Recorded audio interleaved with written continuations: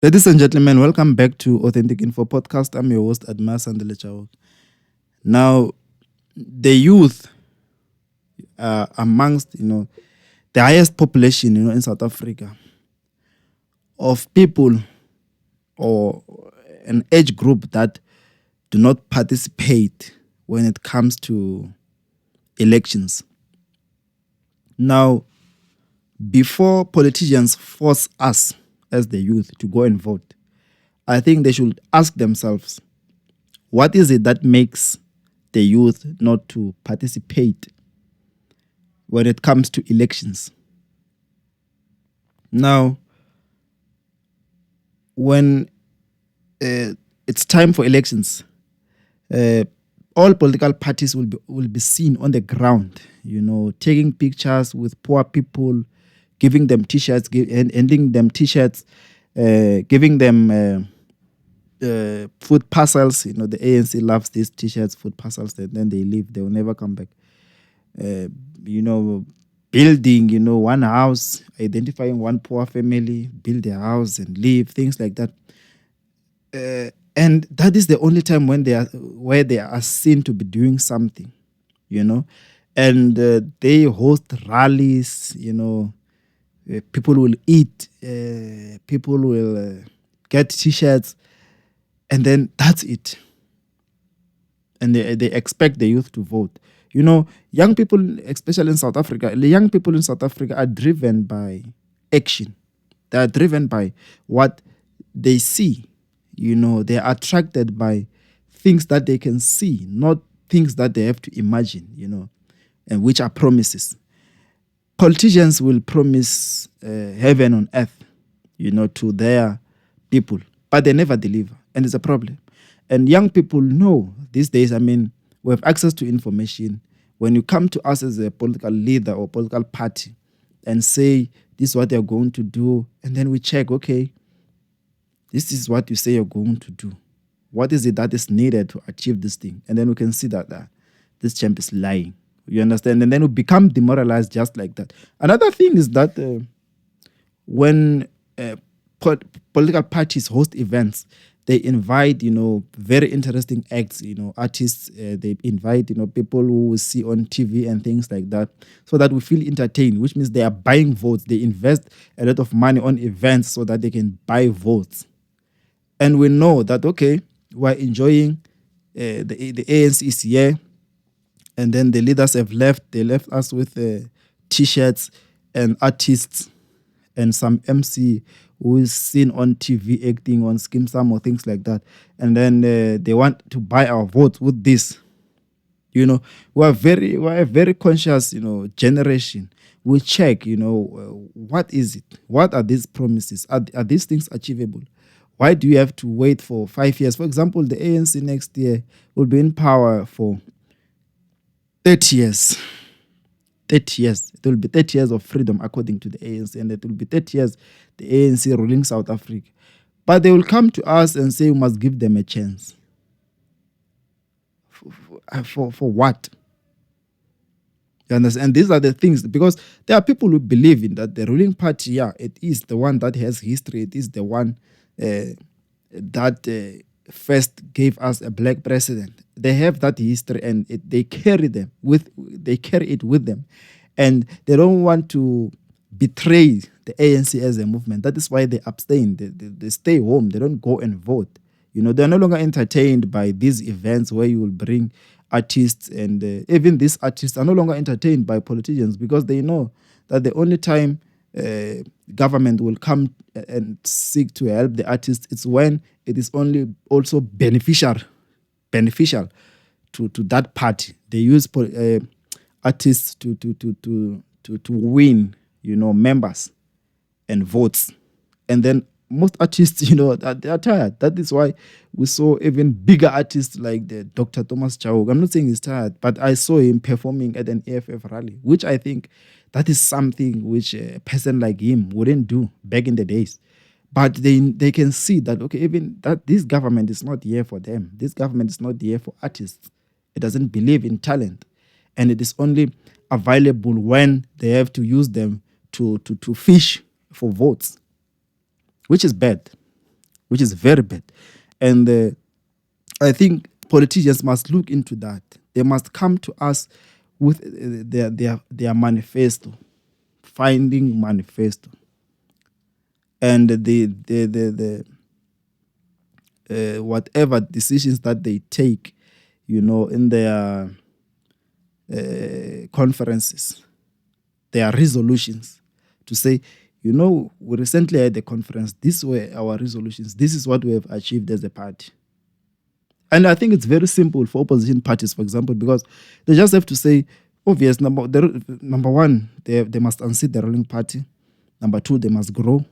Number three, if they are given a chance to lead somewhere, they must display leadership, and then they must display how they are going to apply their manifesto. You understand? So, for example, the DA, wherever they lead, they must show that, okay, this is how their government is going to look. And when they go to the people, that's what they must say. They must speak with reference. They must not say, give us a chance. This is the year of Oliver Tambo, but we no longer want that. Man. Those people, that they are using them wrong, because they even never represented, the leadership that we have, the type of leadership that we have under the ANC-led government.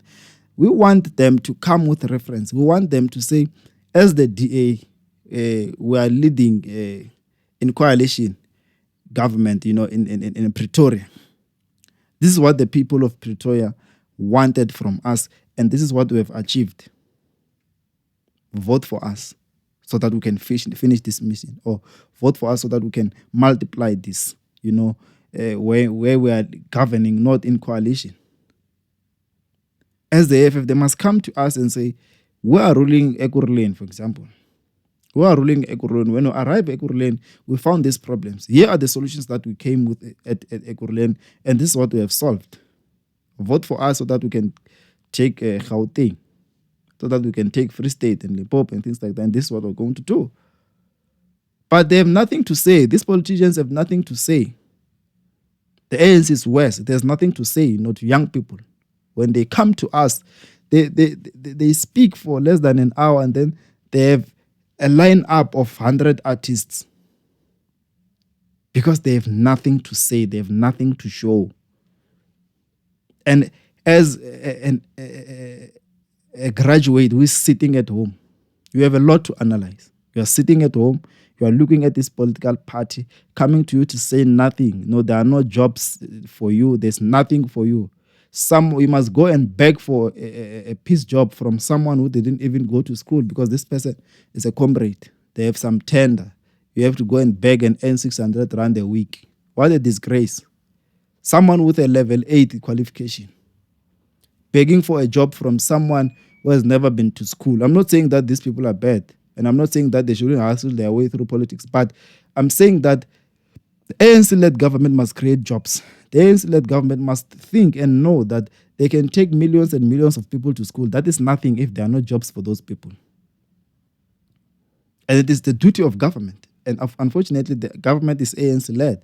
And it is their duty to make sure that the youth, the graduates are catered for. Old people are catered for. Health is intact, everything, military, everything. Have you seen, our police? Fat tummies, how they are unfit. Have you seen that? Have you seen, our army personnel, how they look? It's bad, because no one is taking care of that. Everything is just dilapidating. Have you seen the apartheid structures? But we don't have to destroy apartheid structures and build ours, because we are failing to even build ours. We must just maintain them, but we are failing to maintain them. This all happens under the ANC-led government. And they expect the youth to go and vote. Vote for what? They no longer see political power as a solution. The youth of South Africa no longer see political power as an alternative. And one day there will be a revolution. One day the youth will unite, and there will be chaos in South Africa. There will be chaos in South Africa, because these ANC leaders, no one is holding any other to account. The role of Luthuli House has been forsaken. And I think they must also change the name of that building. Just call it current ANC house. Current leadership, current ANC leadership house. I think it will be fine. And stop embarrassing the spirit of people who had a vision. It's bad, South Africa. It's bad. And the youth are no longer convinced by things like food parcel. The youth eat in serious restaurants whenever they get money. They take themselves out to eat. So you can't come with food parcel and a t-shirt. They are wearing quality t-shirts. So t-shirts and the time of t-shirts and food parcel buying votes, it's gone. That time is gone. And I think it's high time politicians wake up to see and to be, very clear in their approach when they come to us. They must come to us with a reference that you guys gave us power in this, for example, in this city. This is what we have achieved. You guys gave us this number of seats in parliament. This is what we have done. This is what we have influenced. We have influenced this bill. We have made this proposal. This is what's going on. They must no longer come to us with food. And I don't know why they are investing on food. I think things like t-shirts, merchandise should be sold, not be given for free. A person must go and buy so that to show support, that I support this political party. I went there to buy a t-shirt for 200 rand. I support this party. So that party must not go and make debt in order to finance their revolution. But it must be through what they do and what they stand for with references. This is Authentic Info Podcast. Please subscribe. Let's grow together. Share, comment, like. Thank you.